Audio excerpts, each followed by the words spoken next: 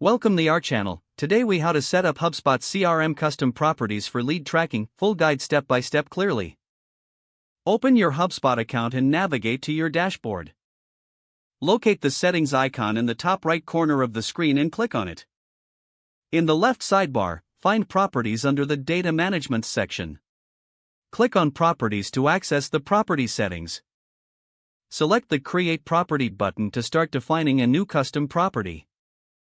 Choose the object type you want the property for, such as contacts, companies, deals, or tickets. For this example, let's select contacts. Next, fill in the required fields for your custom property. Enter a name for your property that clearly describes its purpose. Provide a description that explains what this property will track. Select the field type for your property, such as text, drop-down, or checkbox. If you choose drop-down, enter the options that users can select from. Decide whether this property will be required when filling out forms or not. Adjust the visibility settings to determine who can see this property. Click Next to proceed to the formatting options. Review the information you've entered to ensure accuracy.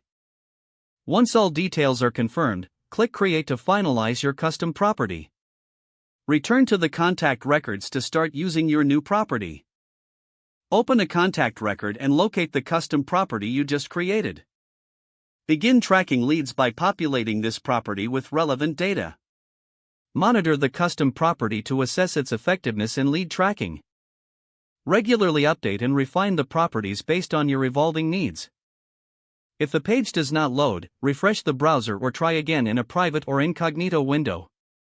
Make sure you are using the correct email address, then retype it carefully to avoid small typos.